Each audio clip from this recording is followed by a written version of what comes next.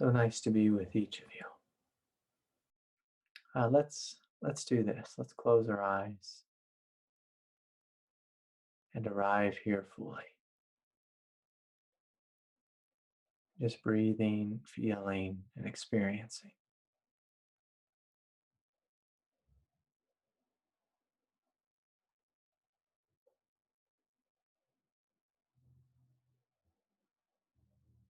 Noticing places where you can relax your body, relax the nervous system, relaxing any sense of agitation or irritability.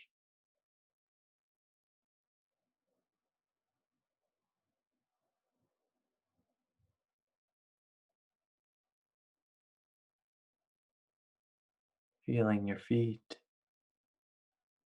connected to the earth.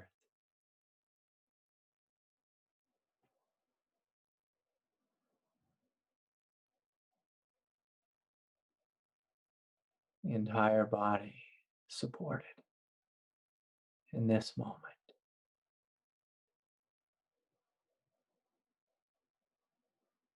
Giving yourself full permission to melt, to acknowledge that there's nothing you need to do in this moment. We're simply breathing, feeling, opening.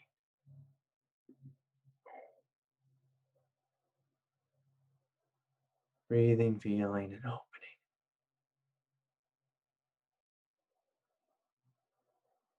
Being with our experience directly.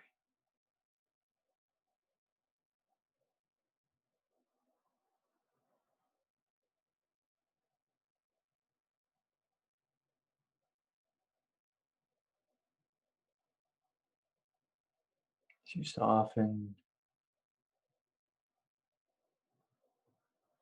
as you open, as you experience.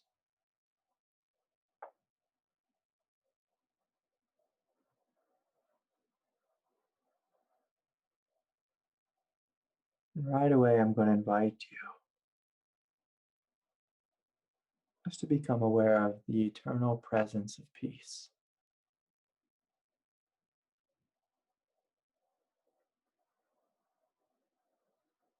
A silent, radiant peace.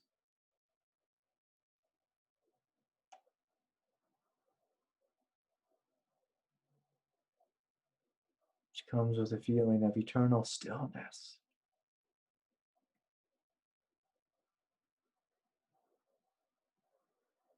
Eternal silence. And the silence is not the absence of sound or noise, but rather the very fabric in which all of life unfolds. The very fabric of the nature of your mind or consciousness. And so as we're breathing in and breathing out, simply feeling, experiencing.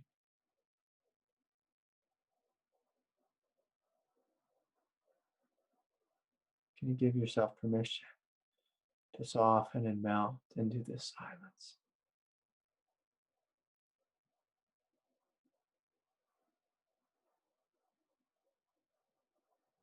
This great eternal peace. And simply begin to notice how different it feels than the nature of ego, the nature of mind.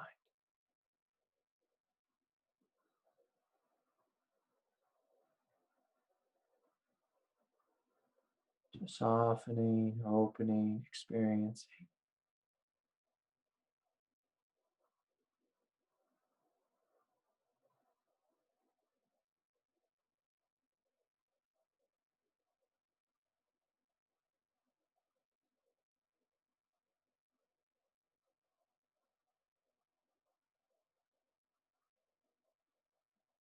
The fabric of consciousness.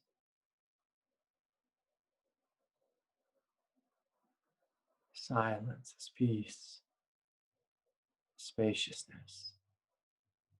And I encourage you to drink this in, to invite your human body, your human nervous system to be nurtured by this silence, this peace. Letting it melt any agitation,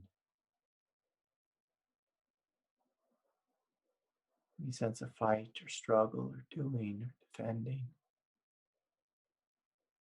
upholding.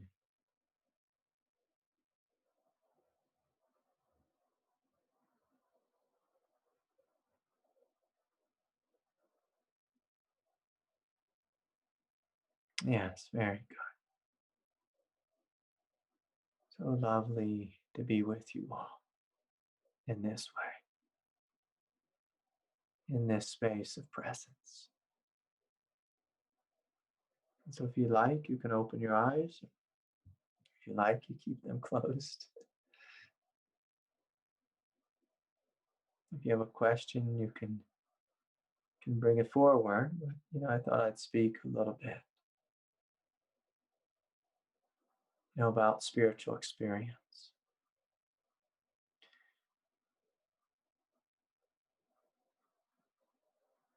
So many people on the path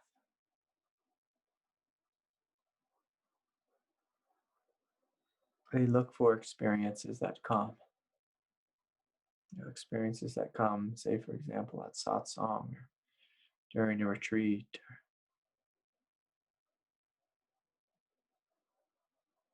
or after opening a holy book, praying to God. And we can experience this transmission coming from above or from below or from outside of us. Of course, that is beautiful and that is absolutely healing.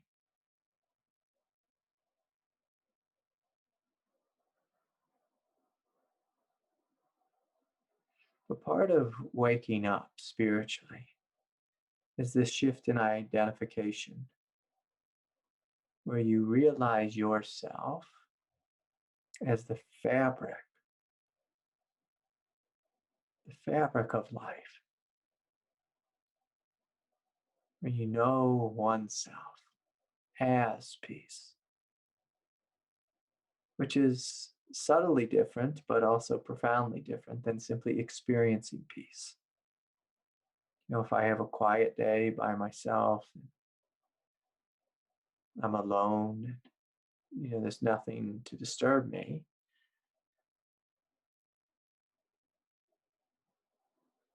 Oftentimes I will experience peacefulness.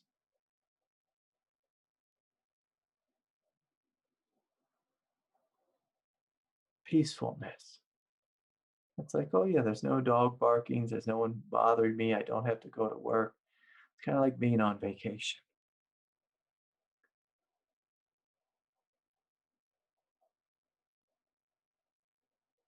And for most of us, we spend the entire path, chasing these experiences.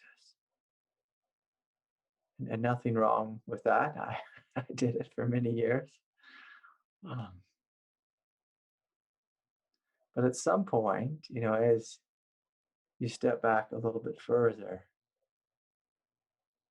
so instead of being an ego and experiencing spiritual things or spiritual teachings or spiritual transmissions, when you step into true nature, when you step into the fabric of what you are,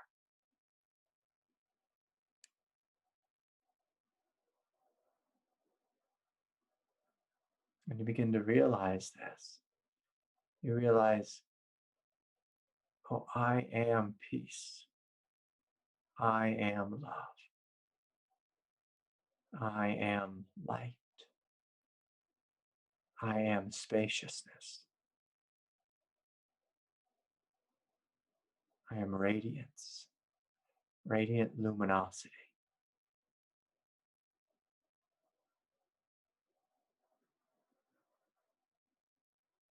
And so it's almost like instead of waiting for God to deliver this to you, You begin to realize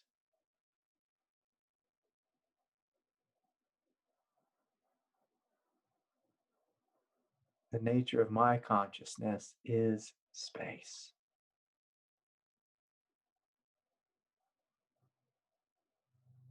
Is space. Is peace. And yes, there's a human part that arises, a human aspect of self that arises within that space, within that peace.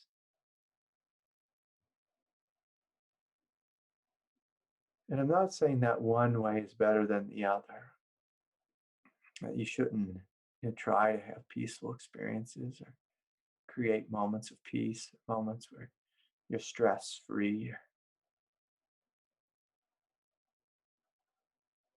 You chant the divine name and you feel this wonderful love come into the room. That's a part of this path as well.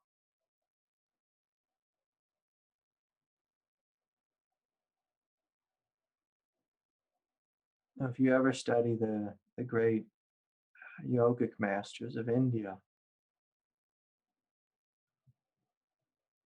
see that many of them, they played this dance in the beginning. They would meditate real hard. They'd go to the ashram and try to create the causes and conditions of peace. They would visit the gurus and bow at their feet and receive this transmission and all of this.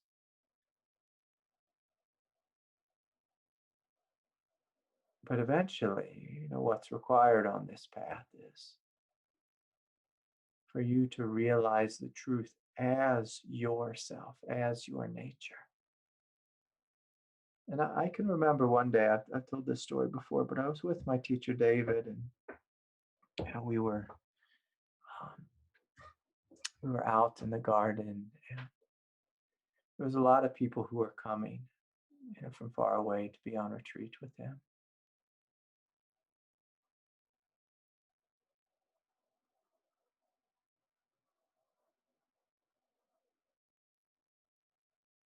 And he looked at me and he said something, it was something, he said it more eloquently than this, but he said, Craig, most of these people are coming to take,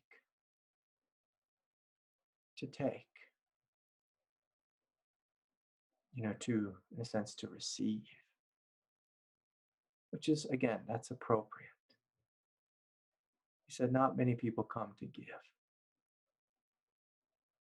give of oneself. But in order to give of oneself, you have to claim your divinity. You have to know that there is something good and true and holy here. And from one perspective, you have to believe in it. You have to believe that you are God, that you are divine, that you're something quite wondrous.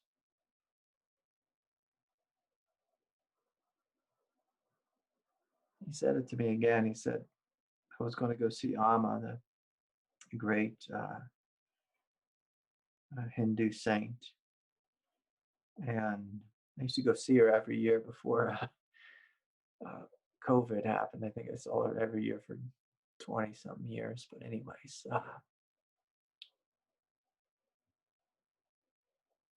he said, when you go there, Craig, you'll see like everyone's almost like they are like leeches on her consciousness. And it's like pining at her to receive.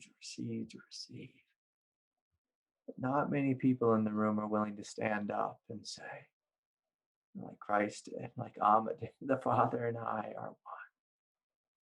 And again, this is not some arrogant thing. It's not a philosophical thing. It's not any of that. It's not the ego claiming. Just rather looking inward and realizing, oh yes, like I'm good, I'm beautiful, I'm innocent, I'm free. I am the space of freedom. And this isn't something where you can, BS yourself. You have to look in and simply see what's here. like a game I used to play on my worst days ever. My mind would be full of thought, my body would be full of pain, emotions would be just like gripped with turmoil. And I would just notice, like, who is it that's witnessing this? Like, who is it that's here that's witnessing this turmoil, this congestion of thought and agitation?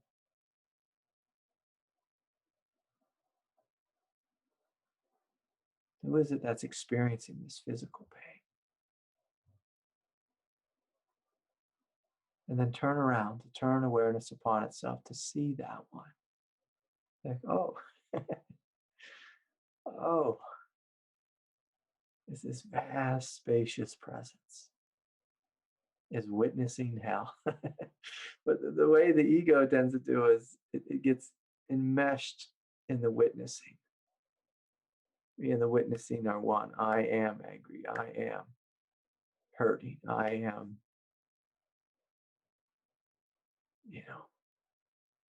completely, utterly frustrated. So we get the I am wrong. I am the emotion. I am the experience versus, no, I am the experiencer. I am the one who's seeing, who's witnessing. I am the one, in a sense, holding darshan, holding space for the craziness of my hellish life or my beautiful life, wherever you are on that spectrum. To step back and to see that this consciousness, that your consciousness, my consciousness, God's consciousness, is one consciousness. It's one. Not in theory, not in philosophy, but in experience.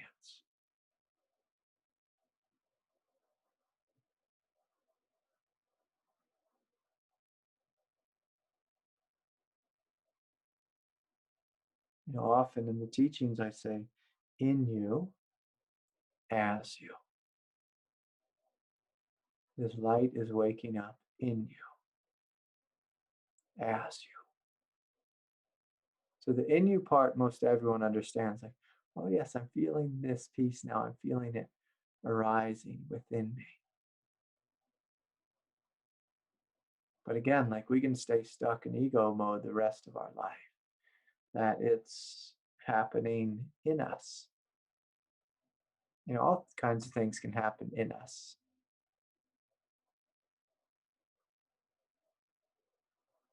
But when things simply happen in us, it's very easy to identify egoically. I'm a victim of my own mind. I'm a victim of my personality. I'm a victim of my parents. I'm a victim of COVID. I spoke with this woman today, and she was speaking like she hadn't really gone outside in 19 months. It's like, that's crazy. That's crazy. Just terrified, completely terrified. To see her children or grandchildren, terrified to go to the store. And she already was vaccinated.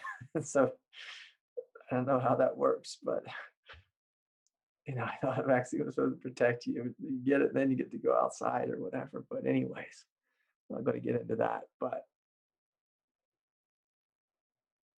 so many of us were just stuck in this victimhood simply through identification.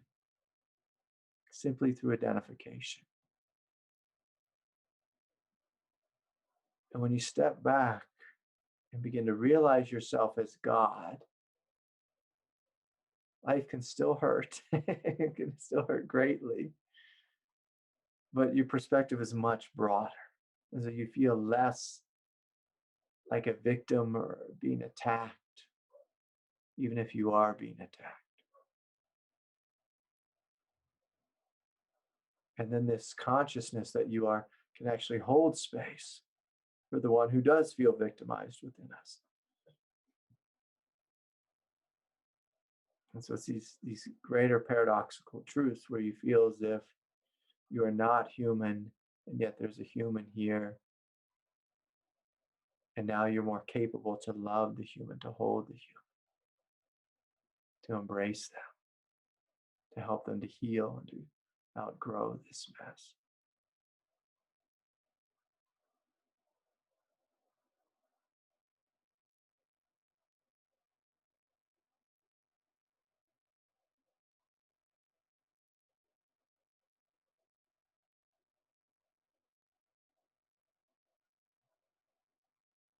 So this light, this love, this peace, this eternity is waking up in you, as you, in you, as you. And I encourage you all to play with this, the as you part. The as you part. So anyways, a lot of people have questions today. Let's see here. Chad, do you have something for us? Hey, great. How are you doing? Can you hear me? Yeah, I hear you great. What a tall glass of handsome. That was a perfect intro as far as the, something that's sticky for me right now is this, the censorship. And I've been looking at it inwardly and outwardly and see how, what's being triggered and how it's being triggered and how that plays out from a divine perspective and also from a, from ego. And it's something that's very, really creating a lot of energy in my body, Yeah. So Yeah. help me understand what you mean by censorship. Well, kind of in the collective right now, as far as the quality of information and what's being allowed to be, what's being suppressed based on greed and profit, and it seems like ego has a stronger voice in the marketplace for for selling ignorance, than divinity does for truth, and it's kind of creating this like crusader energy, to where I want to stomp on ignorance, and what's happening is that it's closing down this openness in a sense, and something more primal is coming through that is not as clear, but it has power to it. Yeah. Yes. So a fun question I like to play with is when I see this type of thing happening, say within my own experience, where there's a sense of the self being agitated or something wanting to push outward, and let's say in the name of truth, hopefully in the name of truth, there's something that wants to come forward, and then simultaneously something that's kind of pushing inward, or maybe through aligning with that power, we feel as if we're contracting and not being open.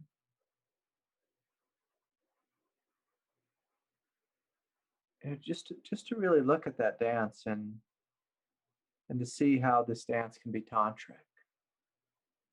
And by that I mean to look at, if there's something within you that's true and it wants to come forward and it feels powerful, can you feel the hugeness of that power?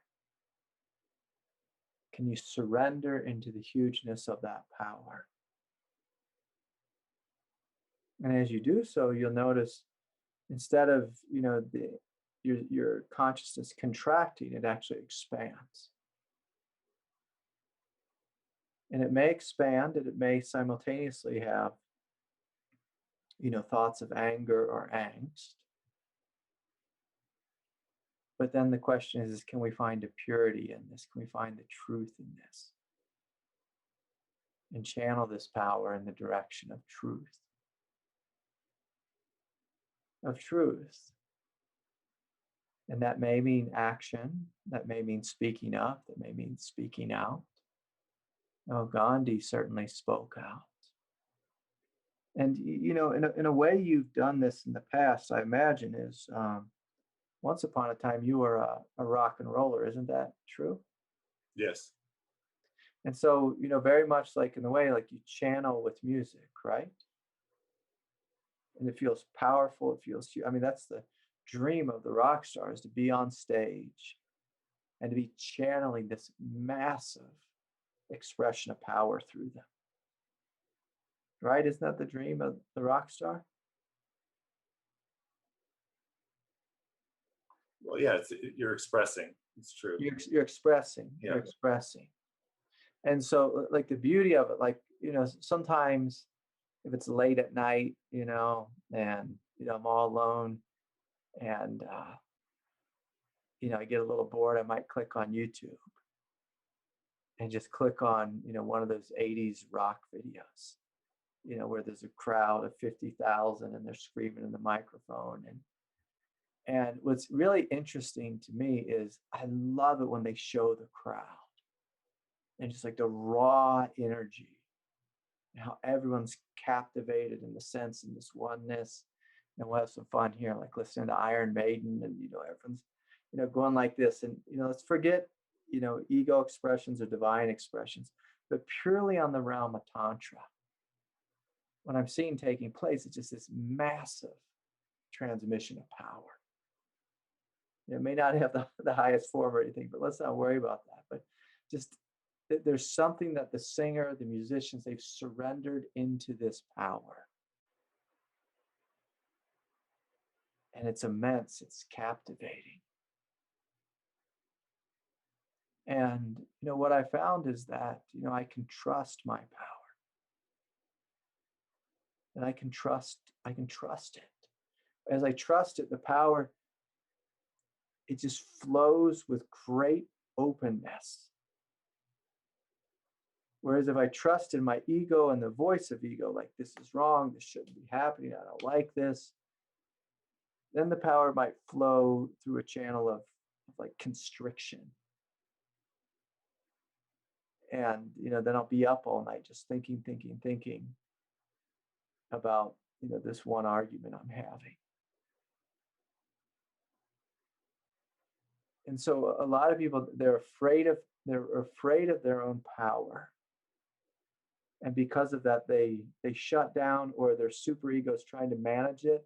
And then we start to have that experience of shutting down or being shut down, or this doesn't feel holy. Or is this making sense at all? Or is this resonating at all? But yeah, it is. This actually came through, it's repeated itself through the last couple of weeks. And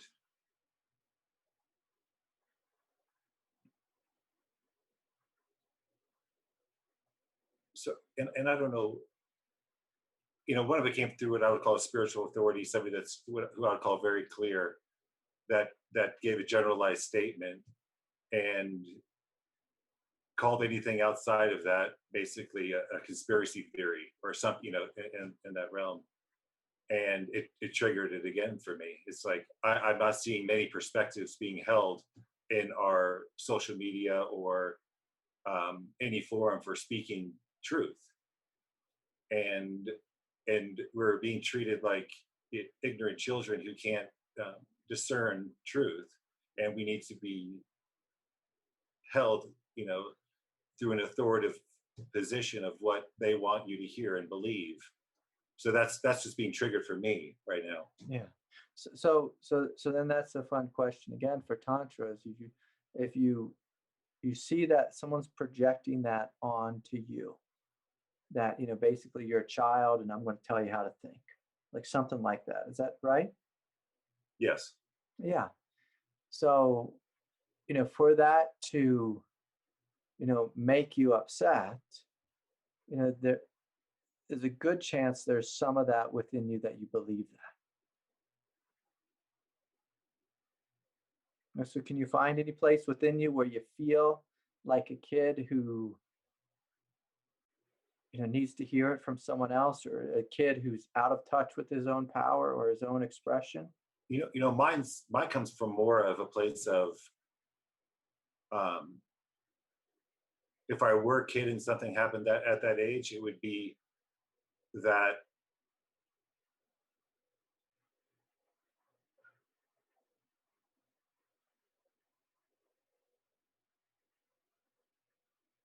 they're fucked up. You know what I mean? That's the position. I was like, you're fucked up. You don't know what you're talking about. Yeah. Um, Yeah. And so and do you feel safe saying that? I didn't, because I didn't feel like the format that I was in. And if for some reason this particular person that I'm speaking with you about too, doesn't allow that platform to happen really. Yeah. And I felt that, at least I project that onto them, that they are much higher and evolved than I am. And what I would say would just be coming from the level of ignorance, and their view is, divine, it's like, and just because it was so black and white, the statement that was made, it was like, so that's, yeah. And plus I have a daughter, I have a daughter and a wife, and my thing has been, I've kind of been a protector in a sense of weaker people. I'm not saying that they're weaker for most of my life. So when I see an injustice in some way, something gets triggered in me to correct that, and so that's the whole ball of energy and all that, Yeah. Well, to me, that's a beautiful thing. I mean, that's one of your gifts. Like Chad, the first time I met you, you walked into the church, and your presence was huge. Like you took up space, physically, but also, just spiritually. Like you take up a lot of space.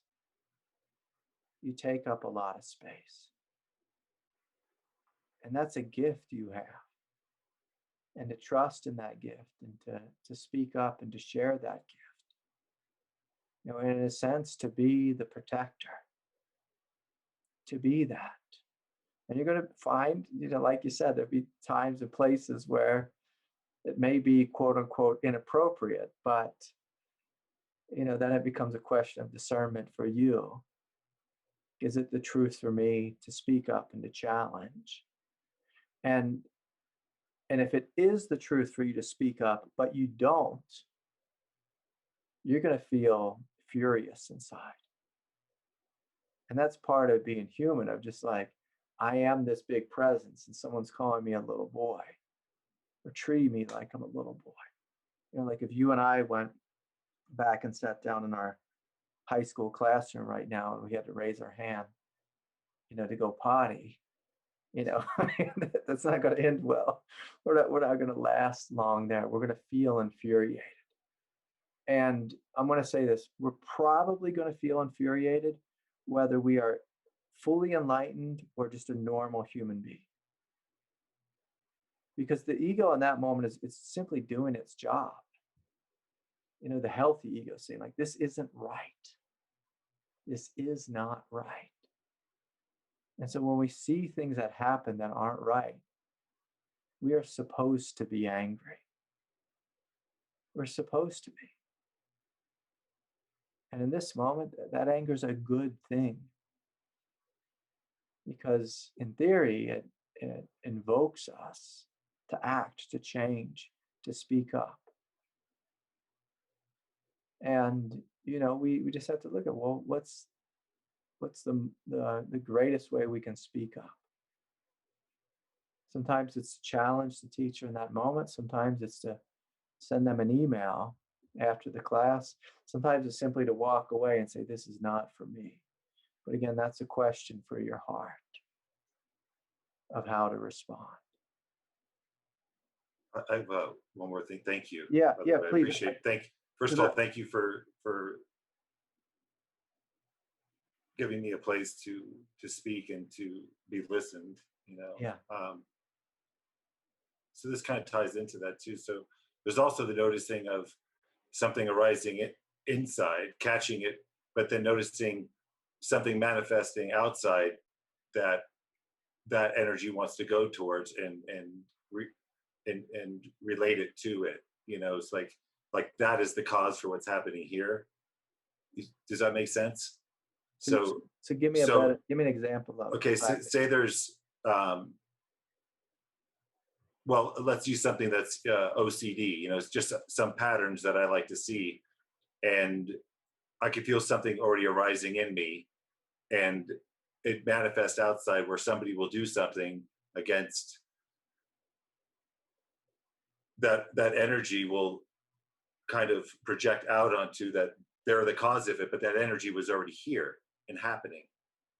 So it's like this is manifesting an outward experience. Sure. Yeah. And so the reason I'm bringing this up is because I was looking at that with what we were just recently talking about, and I was wondering, if I took the Vipassana approach, which would be just sitting with it until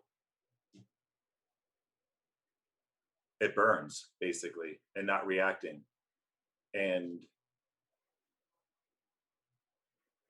But again, so is that the truth, though?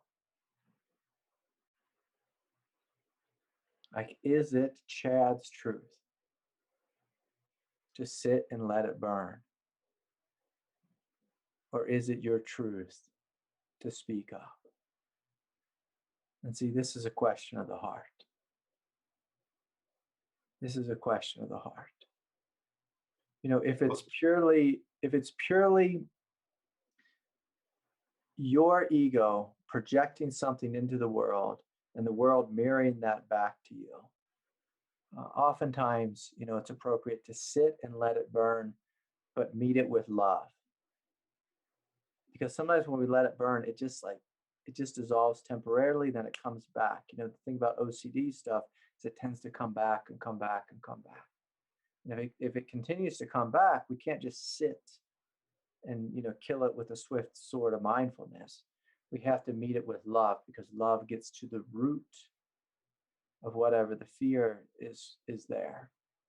That's creating the whole complex of the OCD thing. So that's one form. But also, I like to step back even further and say, yes, sometimes I do have this issue.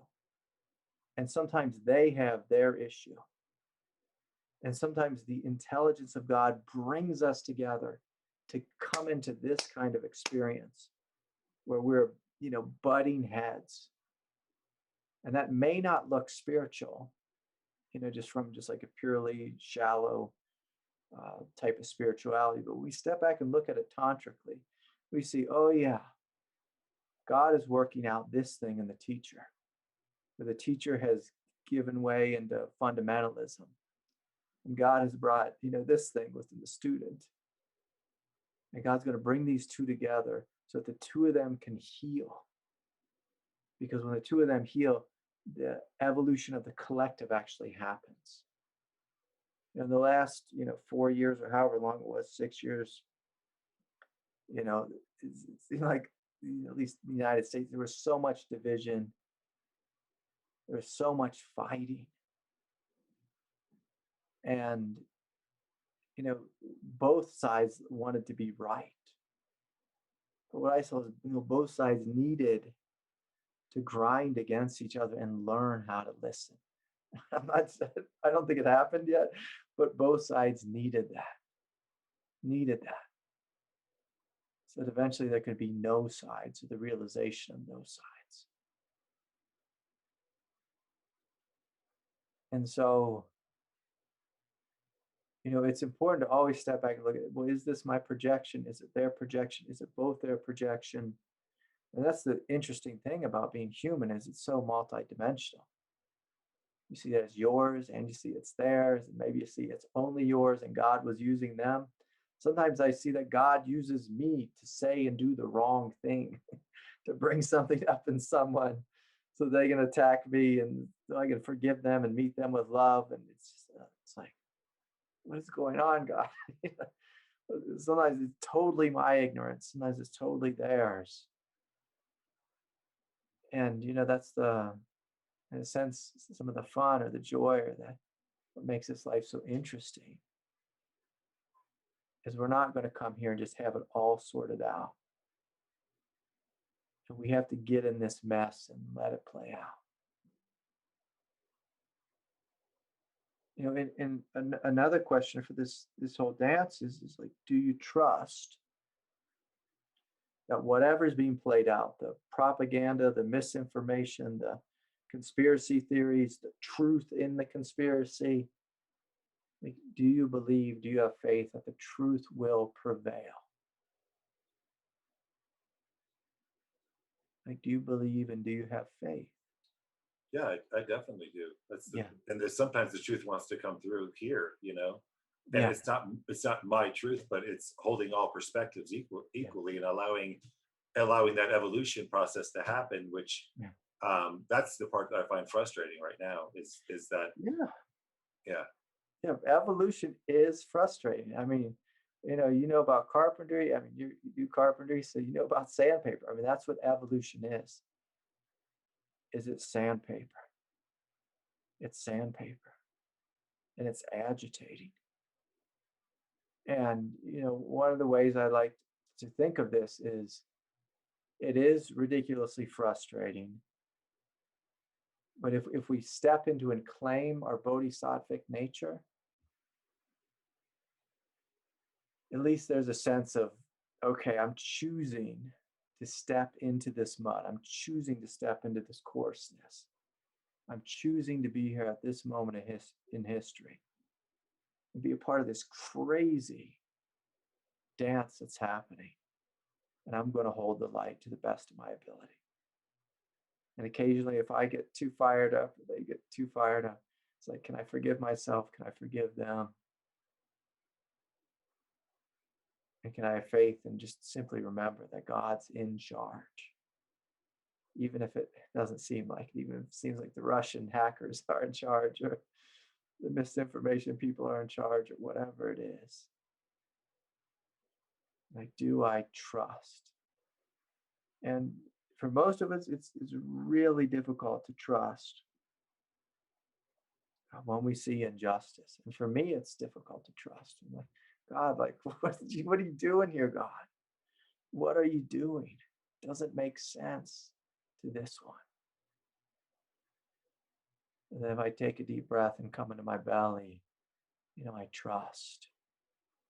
And I said, God's mind is greater than my mind. And that, maybe God wants to use me or use you, as her sword. As her sword of righteousness or truth.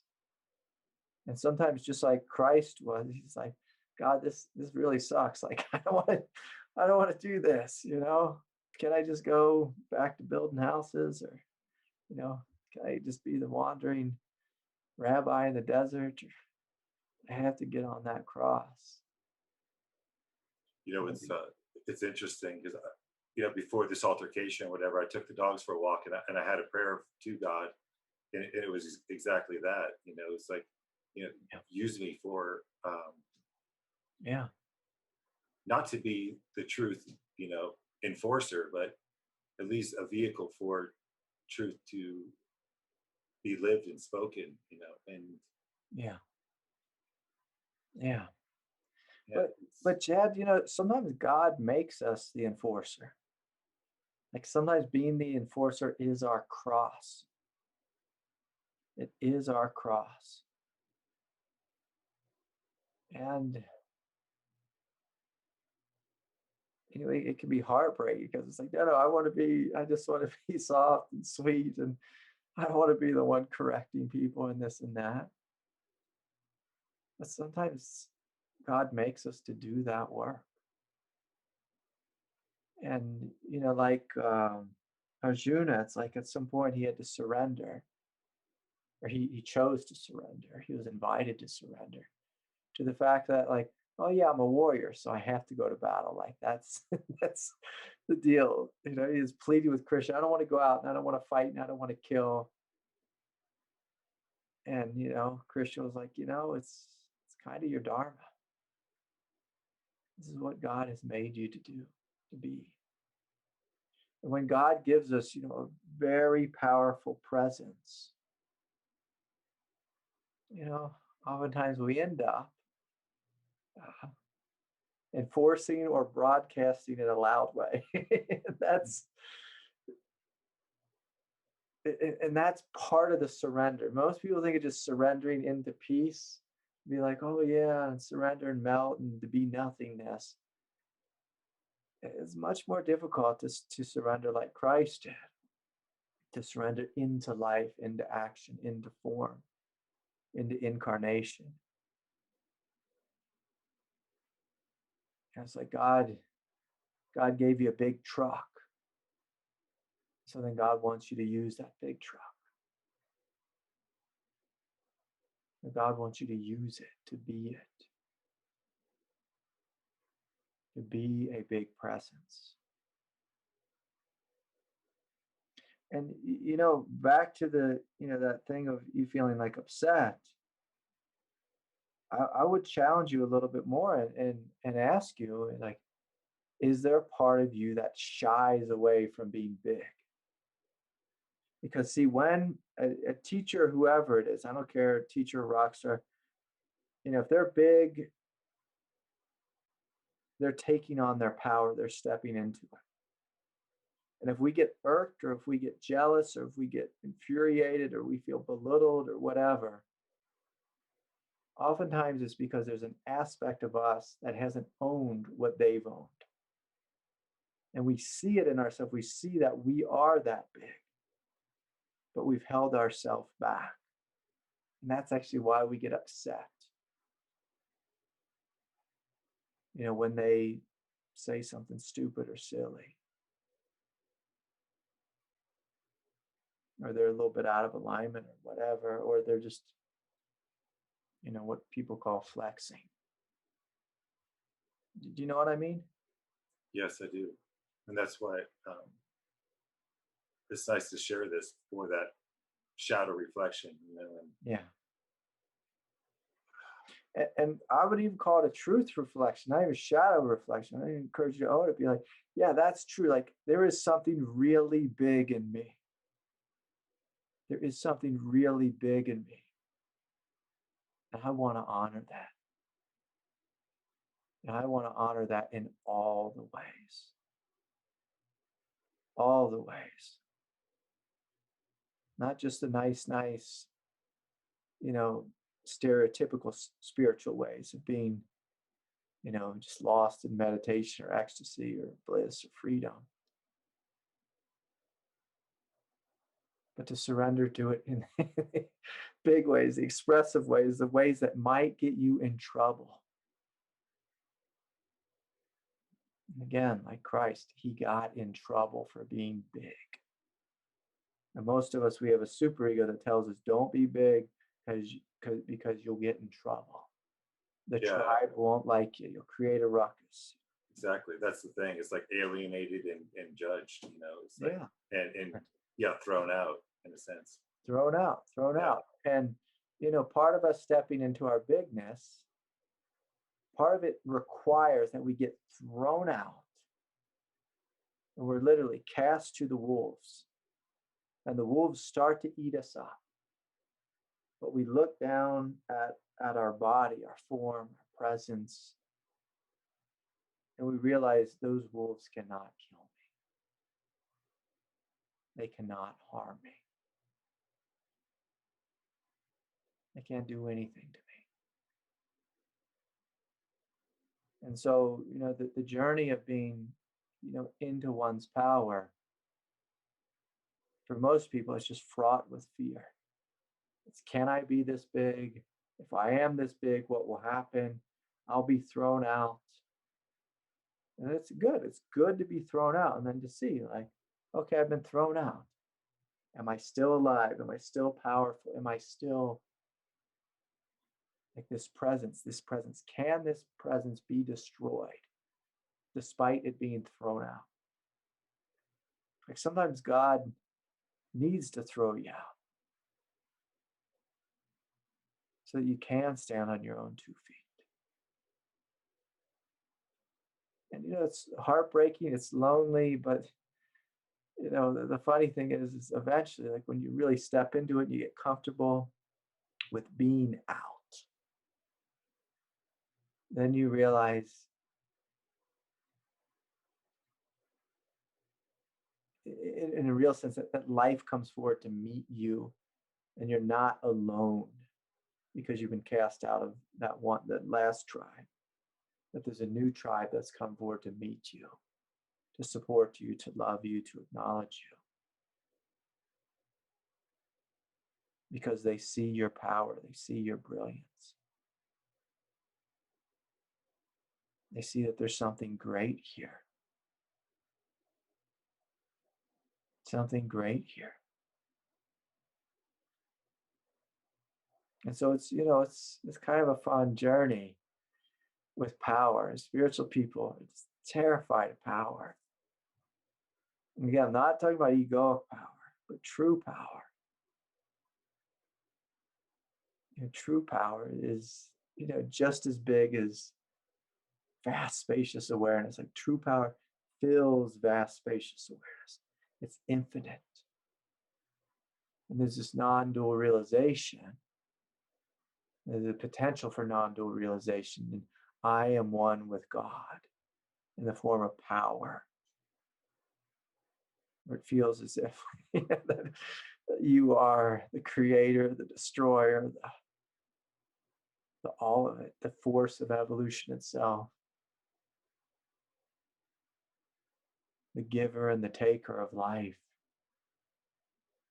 It's immense.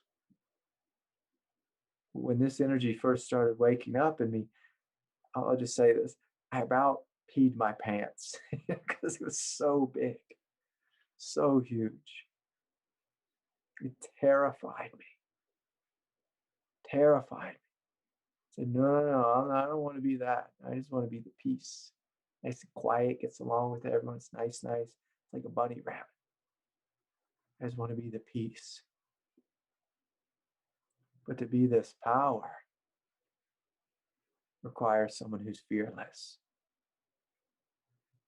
Someone who's truly willing to serve, truly willing to give, truly not afraid.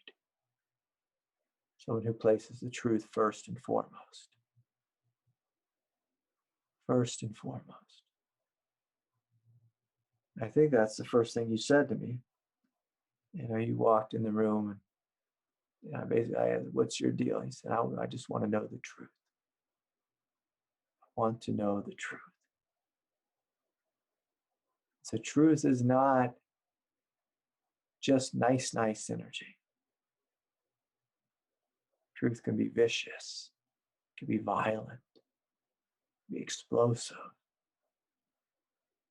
Somewhere in the universe, there's like black holes eating whole galaxies and stars. I was realizing, I am that. I am that thing, that immensity.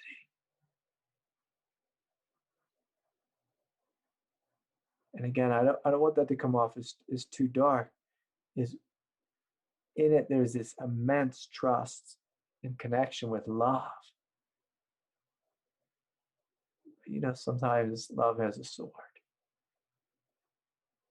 Sometimes love crushes things. Sometimes love, destroys a whole culture with a volcano or something crazy.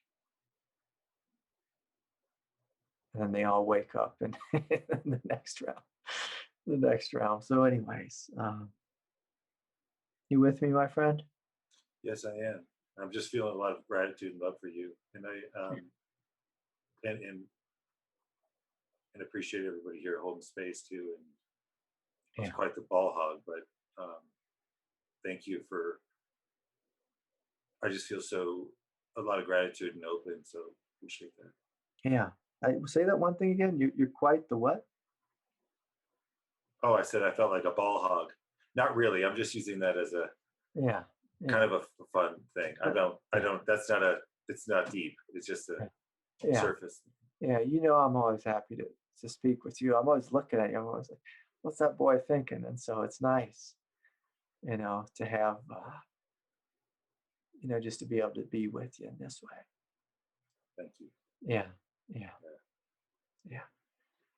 So good to see you, Chad. And I honor that power and to really feel what that's like. And the responsibility that comes with it. And the mistake a lot of people make is they try to become overly responsible, overly ethical or moral. And in that, there's a lack of trusting of the depth of one being, like the depth of the truth within you. But to really trust that truth, to really trust it. And even despite the fact that if in the past, maybe we abused power, maybe we said the wrong thing or maybe our ego exploded in the past, like with all of us. But as we wake up more and more to trust our power, whereas most people, they trust just their super ego, to trust our power. Great question for all of us. Okay, beautiful. All right, let's see here. Is Jacob here?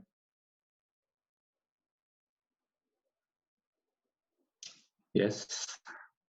Hi. Hi, Jacob. Hi, Craig. Hi, everyone. Good to be here. And just kind of bouncing off that question as well, like to be in that fearless state. I feel like for me, when I step more into my truth over time, when I step more into that awareness, that, I'm not easily influenced by that fear as much. So my question today is in regards to that awareness. And I teach meditation to some groups, and I'm just looking to see maybe if you have any pointers or places where we could place our awareness upon itself in a helpful way. Maybe I know that obviously that there's the silence, we have, the spaciousness in the room. There's certain breathing techniques and movements that can help us to get out of this mind state and get more into this awareness. I was just seeing maybe if you have any directions, any doorways in which we can place this awareness upon itself. Yeah, that's a fun question. One of the things that my teacher did so well with me is he walked me through, I'll say, just about every spiritual quality there was. So we'd look at emptiness, we'd look at vastness, we'd look at spaciousness. And it'd be easy to say all those three are the same. And from one general sense, they are. But from a different sense, they're unique. They all have a flavor of emptiness. They all have a flavor of spaciousness. They have a flavor of silence. And so in the realization of oneself, to know oneself as awareness, and we can focus purely on peace. But if we find ourselves, just focusing on peace or just becoming aware of awareness, just becoming aware of the witness or whatever, if we focus on one thing only, our experience oftentimes becomes quite dry and quite stale. And so I like to look at, all the realms of divinity. Like, do I know the direct experience of beauty? Do I know the direct experience of innocence? Do I know the direct experience of freedom? Or do I know this? And so turning awareness upon itself is basically focusing in on that. So you find it within oneself. And then to focus on it, to become aware of it. And what I have found is very helpful for people, students, any of us, is to be able to name what's happening within us.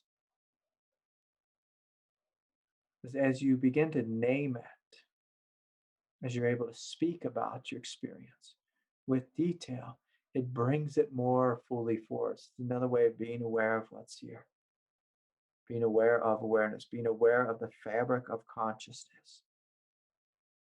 So consciousness is not simply emptiness, as some Buddhists teach. Is emptiness at the heart of everything? Yes. So is peace, so is love, so is light, so is Ananda.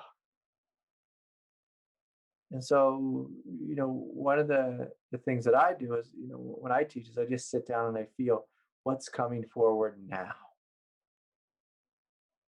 Like what's coming forward? What do I feel within my own self? What do I experience within my own self? What transmission is God bringing forth in this moment? And then I hone in on that and I bring awareness to that thing. And like a microscope, I tune in on it deeply. As say the teacher of meditation or the teacher of, whatever we're doing. And I emphasize that quality, for the next hour. And so, this is where, I say it's important to be well trained and or well practiced. Because when you're well trained and well practiced, all these different divine realms. The realm of beauty, the realm of vibrancy or luminosity, the realm of love, and the realm of compassion. And, I just sit and I'm open. And then oftentimes God will just say one word.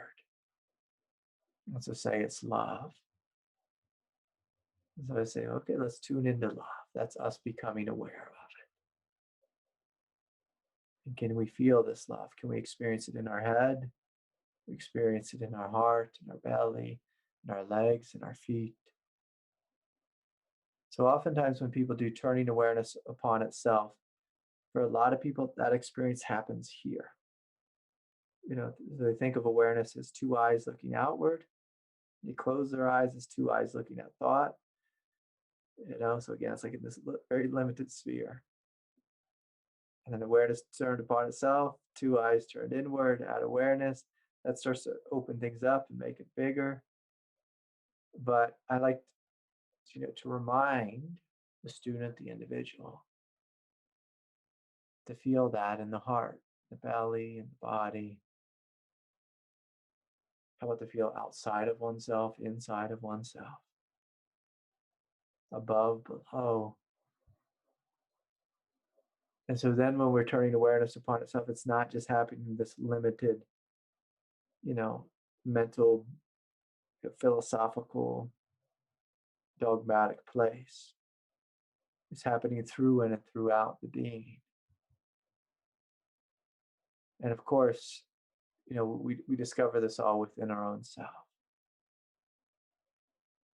It's one of the reasons why, even though my teacher was so great and he was such a master, it's also one of the reasons I would go and do retreats with other teachers, because I want to see how they teach about it, or how their energy is transmitted, how their experience or how this lineage is transmitted.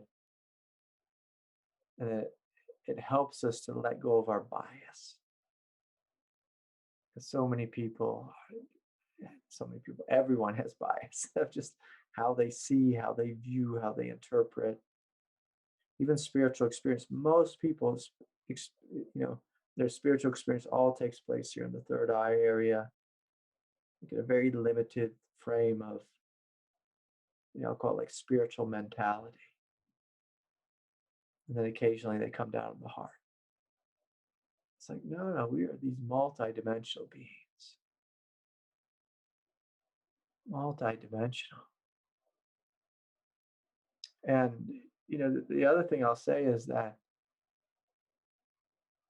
through your depth of realization, when you push yourself to realize deeper and fuller, and then you step in the room with your students, they'll feel that, they'll experience that. They'll say, oh, I can feel, that Jacob has invited himself to let go in this huge way. And that invitation will be transmitted to the room, even if you don't say a word. And some people, they sit with me and say, oh, I feel so relaxed. I'm like, I don't even know you. You feel so relaxed. You're just sitting with me and know nothing about me, but they feel so relaxed. Like, oh, okay, well. Like I was getting my blood pressure taken once, and the nurse told me she felt so relaxed in my company. I said, oh, okay, well, wonderful, great. And it's like we're all transmitting. We're all transmitting one form or another. In one form or another. And so to turn awareness upon itself to the degree that we let go and we surrender to the direct experience of our being, that's transmitted.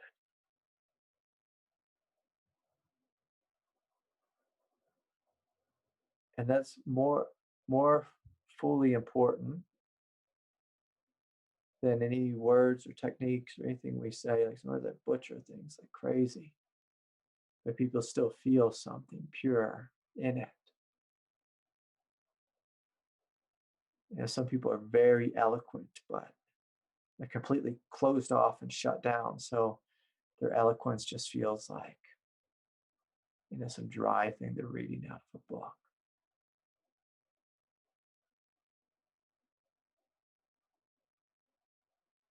And so, just, to circle back to the question, I guess I better hurry up here. Is, a fun activity, fun may be the wrong word, interesting activity, I won't call it fun. A fun activity I like is to scan all 7 chakra centers. Is awareness awake to itself in the crown? Wow, what's that like? In the third eye, what's that like? In the throat, what's that like? In the heart, in the belly, in the pelvis, and even go further. But we go below the feet and above the head. It's like even just saying these things, as I say them, it's like realms of divinity begin to wake up. It's like, oh yeah, look at that. Look at that. There's something incredible happening here. Something incredible happening. So anyways, I hope there was something good there for you. Yeah. Good to see you, Jacob. Yeah. All right. Just check.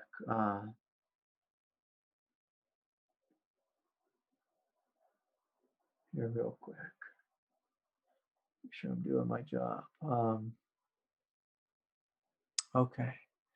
We're getting late in the evening, so I'll just ask that the questions are short and clear. And let me see, I think I'm missing something here in chat. Let me just check this out real quick.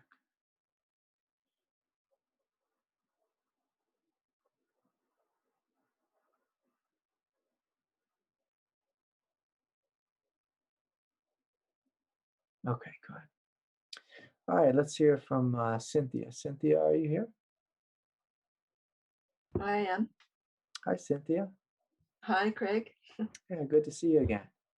Good to see you too. Yeah, I'm just going to say that pink looks lovely on you. Thank you. Yeah, I really like it. It's just like vibrating with light. It's a nice color on you. I've been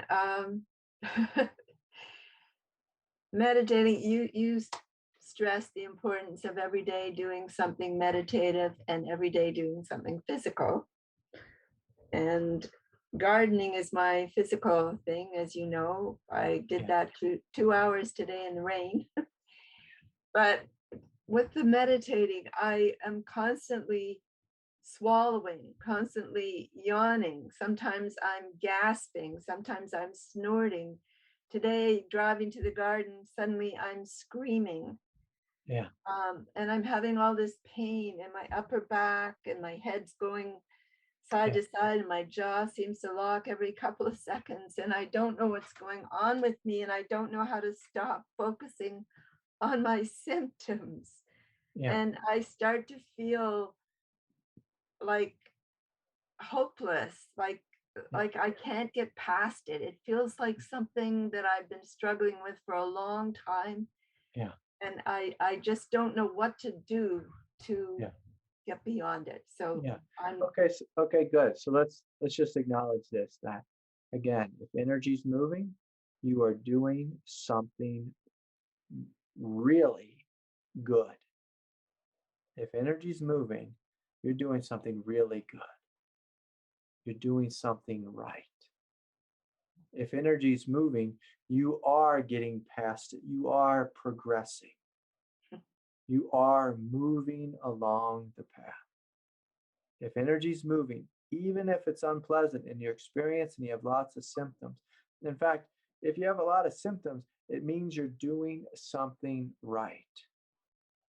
But we can always ask the question of, is there something more I could do, or could I do it differently, or could I support myself? And the thing that happens when people get overwhelmed by energy, the first thing they need to do is they need to find a way to relax and support the body. And I think your body's saying this, even probably your psychological nature saying this, is there's so much here that feels overwhelming. It doesn't feel spiritual, it doesn't feel good. And so let's find ways to support that. So with you, meditation lying down may be more appropriate. If you have a lot of throat chakra stuff, it could be helpful to lie down and place a pillow behind your shoulder blades, so your throat is actually open. And I want you to follow me on this. Imagine putting a pillow on your spine, but not on the back of your skull. So your skull kind of, reaches back to the floor. And so you're laying down flat, pillows under your spine, and your head's like this. Your shoulders are kind of back like this. And it really opens that throat chakra. I get really dizzy and nauseous when I try and put my head back like that. Yeah. And so the reason you're getting dizzy and nauseous is because more energy is flowing. But one of the things I'm going to invite you to do is, while energy is flowing, to feel the back of the skull being supported by the earth, feel your spine supported by the earth, your bottom supported by the earth, your legs, your feet supported by the earth. So I want you just to imagine you're held in the arms of God, in the arms of Mother Gaia. Just like your plants, are held in the soil, they're held, in the greenhouse, they're held in your garden. That Cynthia is being held. She's being held. And so we need to connect to that felt experience, despite the nausea, despite the pain, despite the discomfort. We need to tune in to the energetic quality of support, of nurturing, like Earth Mother support type of energy. We need to tune into this deeply, surrender into this.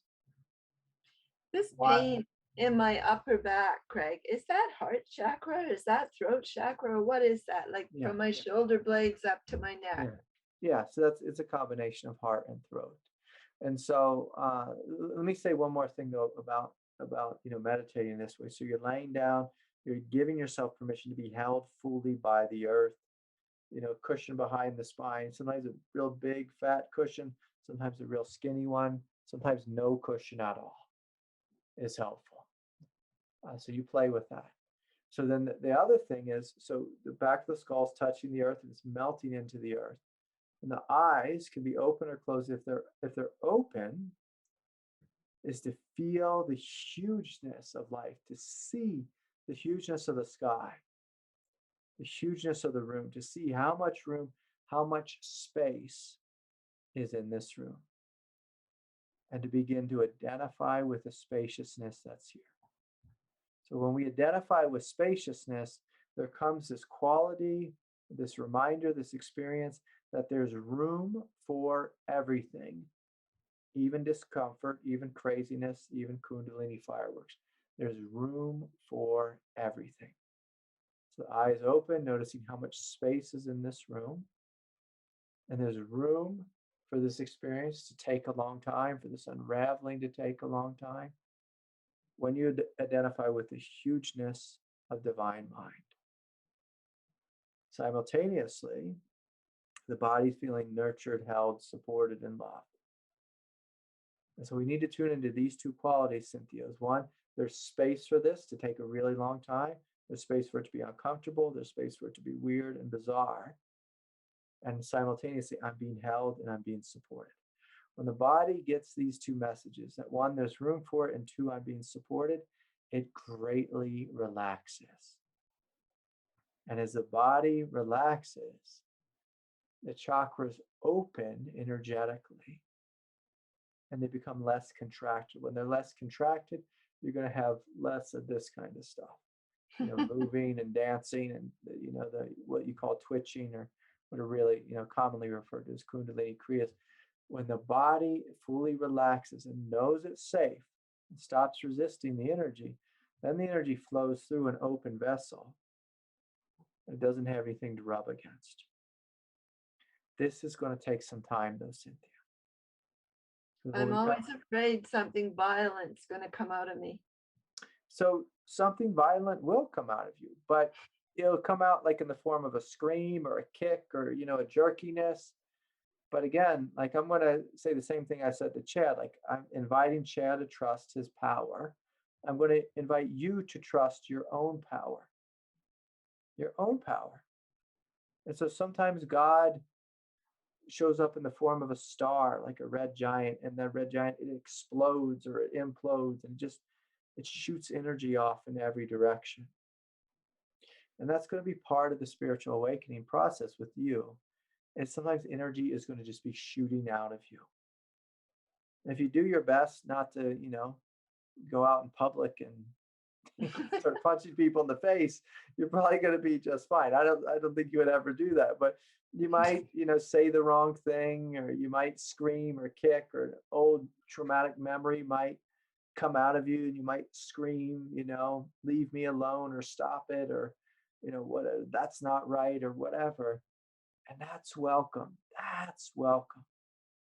In fact, just like the experience of, like if you feel I'm afraid something violent's going to come out of me, basically your body's telling you there's a lot of pressure here in some kind of condensed form, and it needs to pop. It needs to express itself. It needs to empty out because I can't carry it any longer. So is that why I'm screaming in my car spontaneously? Yeah. So as the throat chakra opens, everything that was unexpressed, all this old trauma, pain, sadness, where people have beaten us up, abused us, as the throat chakra opens, a lot of that stuff's going to come out. But then eventually, once it's fully emptied out, then your throat chakra, like I'm not walking around screaming anymore. My throat chakra is open and I speak fluidly. And, if I feel sad or angry, like yesterday I was doing some deep yoga and, my little girl came in the room and she said, "Daddy, you're crying." And I'm like, "Yeah, Daddy's crying." I'm crying. So just letting go of something. And it's like something from middle school. I was doing these deep hip openers and something from middle school came out. It came out with some tears. But I just felt I feel totally comfortable with it. I just have a little cry and breathe through it. And then all of a sudden my body, stretches more deeply into the pose and it feels wondrous. I don't feel self-consciousness about it. I don't feel like it's wrong. I don't feel like I'm enlightened, so I shouldn't have emotions anymore, any stupid thoughts like that. It just flows naturally. But I don't have a fear that, that I'm going to start, causing chaos on the planet. So part of it is just when the throat chakra opens, it gets messy for a little bit. And that's developmentally appropriate. Just allow the things that were repressed to empty out of you. And a car is this safe place to do it. You're driving down the road or sitting in your car and just let it out. You're just in this box, like no one's around. They're in their own worlds. It's a perfect place. Perfect place. The car, the forest, the mountains, the desert, perfect place. The privacy of your own home, perfect place. Perfect place. And if someone does hear you, which occasionally they will, they might be like, what was that? That was crazy. You say, oh, I'm sorry, I just had some crazy thing come out of me and I'm totally fine. If you believe you're fine, you trust you're fine, if you know you're fine, you know it's just old energy needing to empty out. In the same way, if I filled up a balloon with air and didn't tie it, like you let go, it just needs to empty out. It wants to come back to equilibrium. It's a natural process. It's a natural process. And so the energy in your, the heart, in your back and your upper shoulders, often it's just old, unexpressed emotional pain, and it gets stuck there in the back. And as the throat begins to open, a little bit, you might even feel that pressure build. And, then it might feel like there's some violence that wants to come out, some intensity that wants to come out. But again, if you just trust, all emotion, all trauma, all pain, it's purely energy. And energy just wants to flow. And when energy flows, it's healing.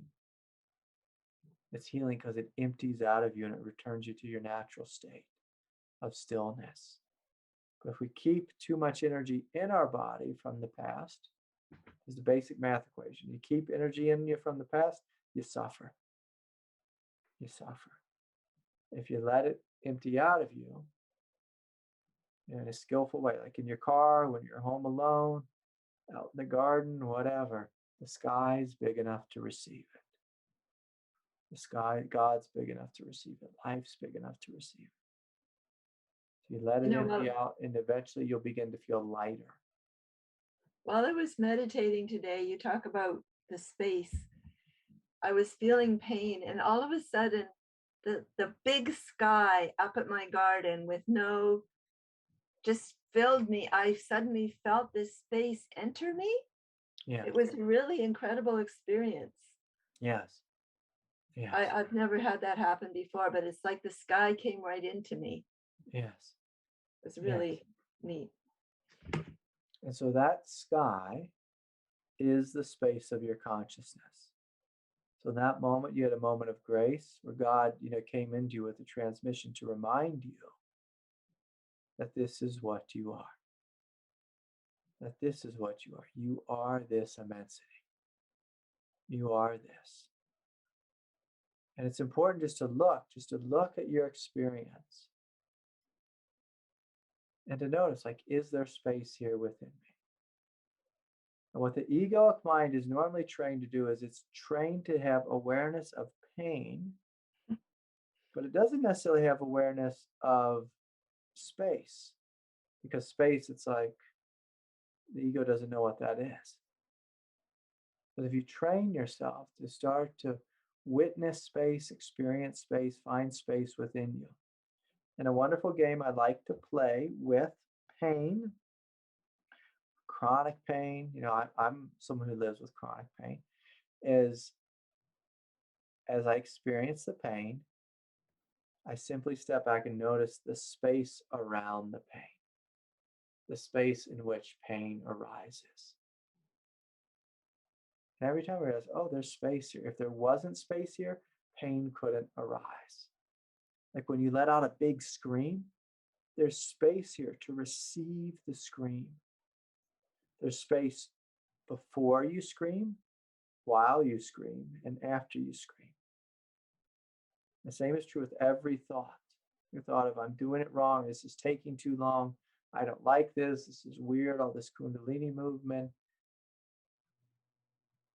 And if you notice, there's space here right now for complaints to happen.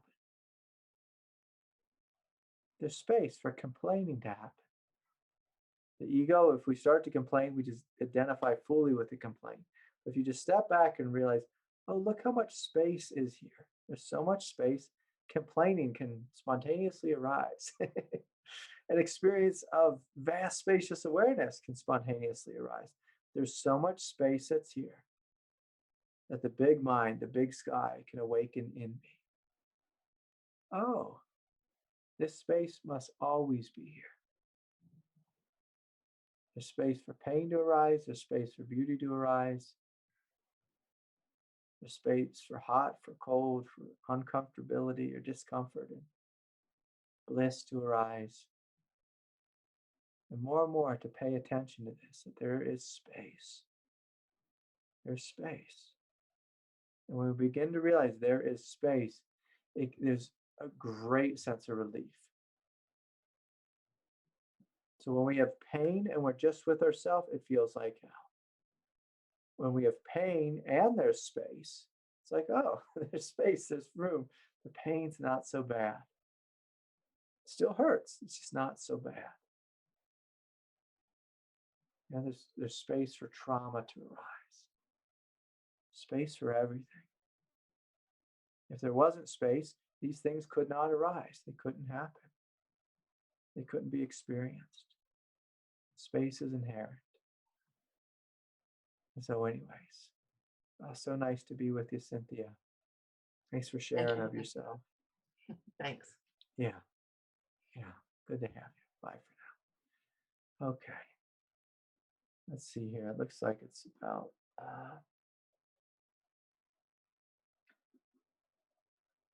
the end here. Okay, everyone. It's been nice to be with you all. I want to thank you all for showing up, for giving of yourself. I want to thank you for your donations and your support and just sharing your heart with me. It's been such an honor to sit with you all in this way. A gentle reminder, if you want to join us Wednesday, please do. If you want to join us Friday mornings, please do. So much happening now within the Sangha, within the community. I invite each of you to stand more fully into your power, stand more fully into your presence. Good night, everyone. We'll see you next time. Bye for now.